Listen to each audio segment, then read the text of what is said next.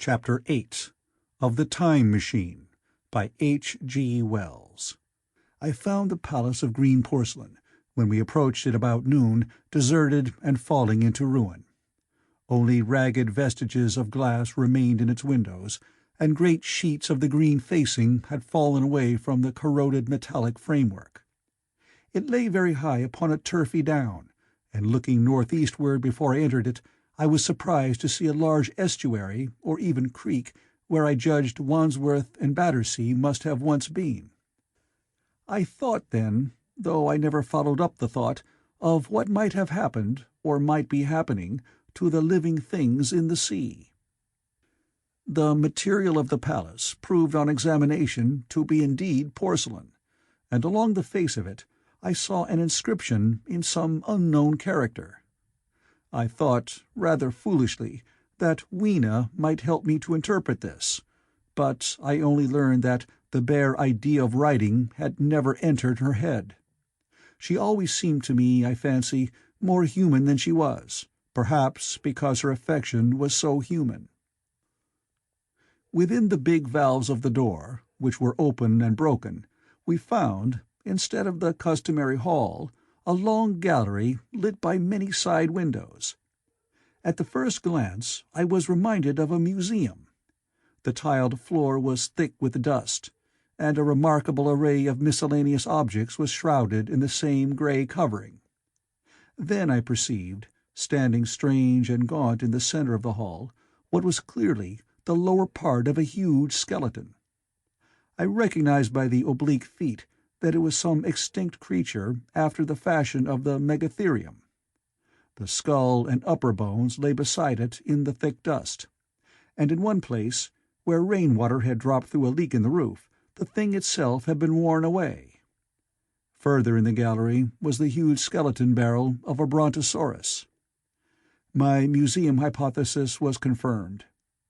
Going towards the side, I found what appeared to be sloping shelves, and clearing away the thick dust I found the old familiar glass cases of our own time. But they must have been air-tight, to judge from the fair preservation of some of their contents. Clearly, we stood among the ruins of some latter-day South Kensington.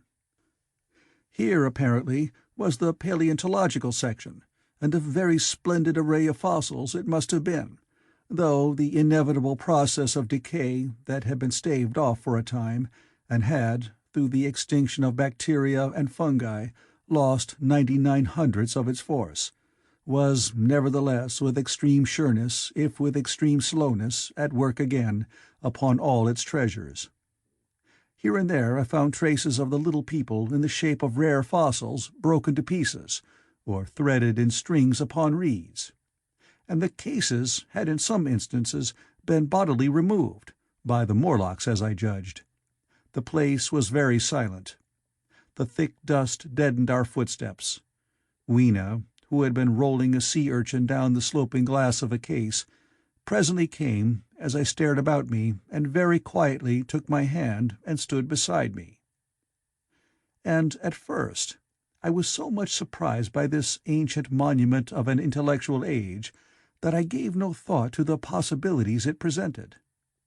Even my preoccupation about the time machine receded a little from my mind. To judge from the size of the place, this palace of green porcelain had a great deal more in it than a gallery of paleontology, possibly historical galleries. It might be even a library. To me, at least in my present circumstances, these would be vastly more interesting than this spectacle of old-time geology in decay. Exploring, I found another short gallery running transversely to the first. This appeared to be devoted to minerals, and the sight of a block of sulphur set my mind running on gunpowder. But I could find no saltpeter. Indeed, no nitrates of any kind. Doubtless they had deliquesced ages ago. Yet the sulphur hung in my mind, and set up a train of thinking. As for the rest of the contents of that gallery, though on the whole they were the best preserved of all I saw, I had little interest. I am no specialist in mineralogy, and I went on down a very ruinous aisle running parallel to the first hall I had entered. Apparently, this section had been devoted to natural history, but everything had long since passed out of recognition. A few shriveled and blackened vestiges of what had once been stuffed animals, desiccated mummies in jars that had once held spirit, a brown dust of departed plants, that was all. I was sorry for that, because I should have been glad to trace the patent readjustments by which the conquest of animated nature had been attained.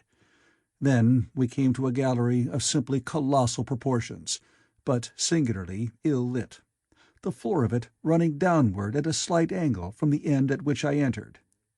At intervals white globes hung from the ceiling, many of them cracked and smashed, which suggested that originally the place had been artificially lit. Here I was more in my element, for rising on either side of me were the huge bulks of big machines, all greatly corroded and many broken down, but some still fairly complete. You know, I have a certain weakness for mechanism, and I was inclined to linger among these, the more so as for the most part they had the interest of puzzles, and I could make only the vaguest guesses at what they were for. I fancied that if I could solve their puzzles, I should find myself in possession of powers that might be of use against the Morlocks. Suddenly Weena came very close to my side, so suddenly that she startled me. Had it not been for her, I do not think I should have noticed that the floor of the gallery sloped at all.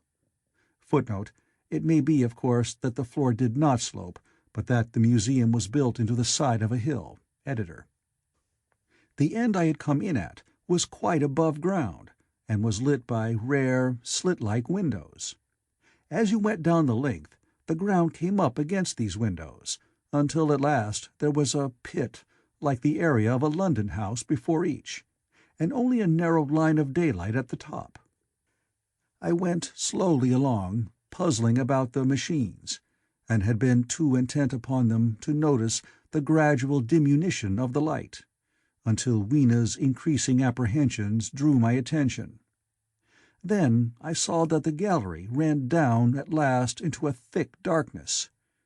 I hesitated, and then, as I looked round me, I saw that the dust was less abundant and its surface less even. Further away towards the dimness, it appeared to be broken by a number of small, narrow footprints. My sense of the immediate presence of the Morlocks revived at that. I felt that I was wasting my time in the academic examination of machinery. I called to mind that it was already far advanced in the afternoon, and that I had still no weapon, no refuge, and no means of making a fire. And then, down in the remote blackness of the gallery, I heard a peculiar pattering, and the same odd noises I had heard down the well.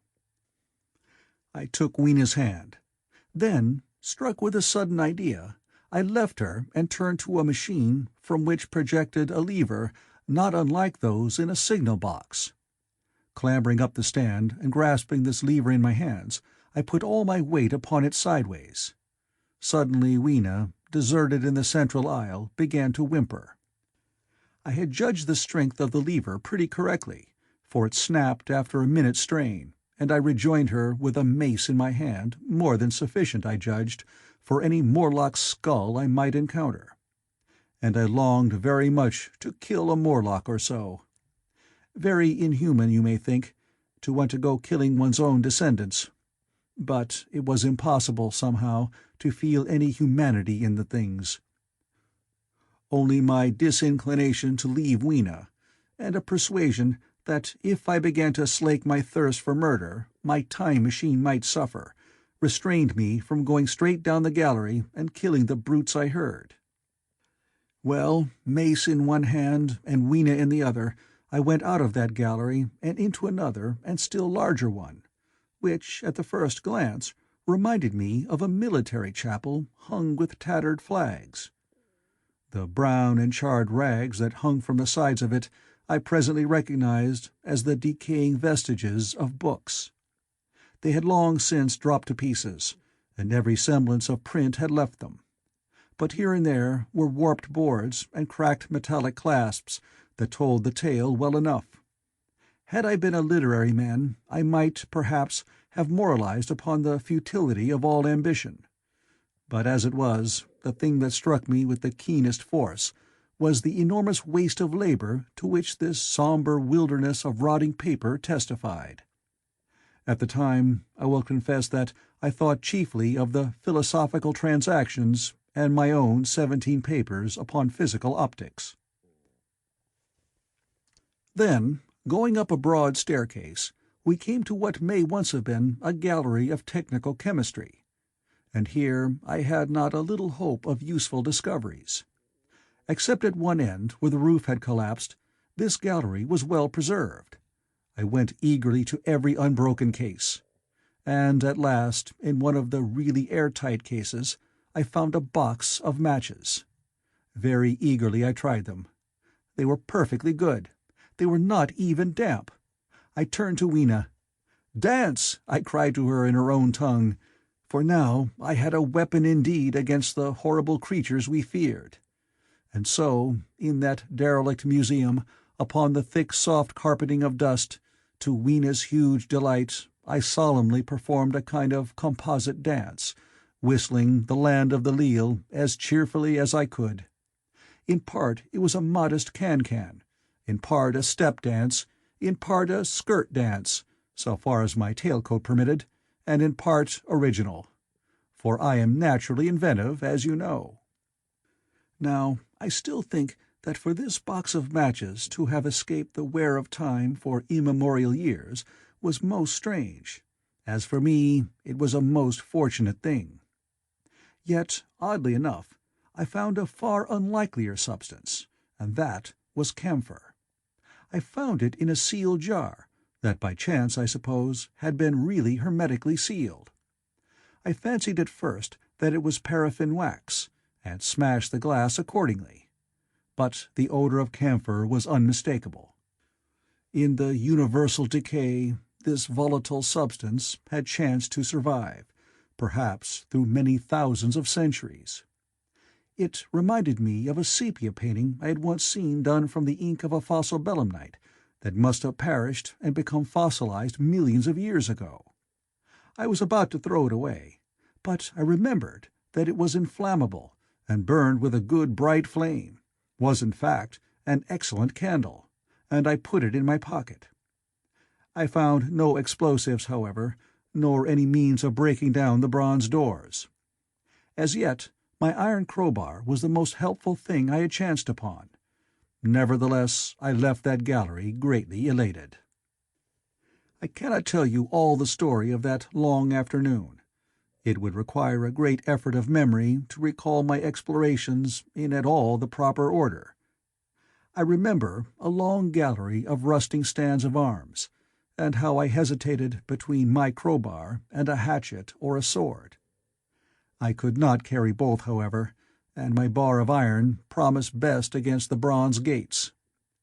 There were numbers of guns, pistols, and rifles, and most were masses of rust, but many were of some new metal, and still fairly sound. But any cartridges or powder there may once have been had rotted into dust. One corner I saw was charred and shattered, perhaps, I thought, by an explosion among the specimens.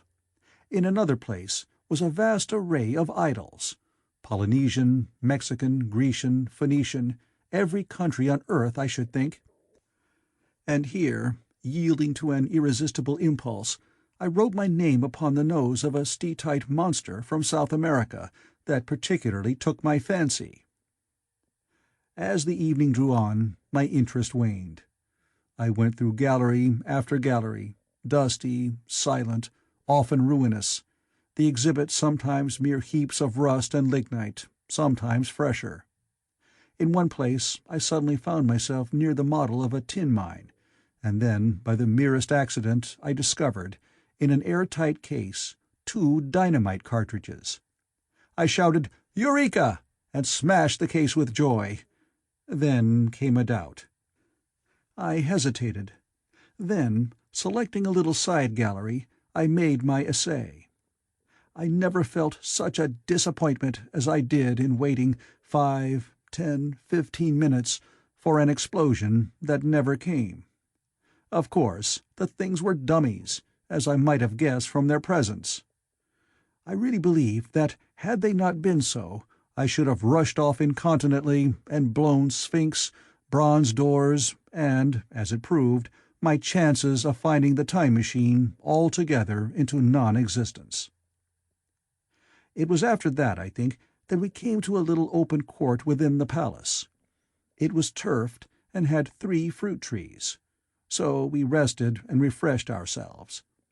Toward sunset I began to consider our position. Night was creeping upon us, and my inaccessible hiding-place had still to be found. But that troubled me very little now. I had in my possession a thing that was perhaps the best of all defenses against the Morlocks. I had matches. I had the camphor in my pocket, too, if a blaze were needed. It seemed to me that the best thing we could do would be to pass the night in the open, protected by a fire. In the morning there was the getting of the time machine. Towards that, as yet, I had only my iron mace. But now, with my growing knowledge, I felt very differently towards those bronze doors. Up to this, I had refrained from forcing them, largely because of the mystery on the other side. They had never impressed me as being very strong, and I hoped to find my bar of iron not altogether inadequate for the work. End of Chapter 8.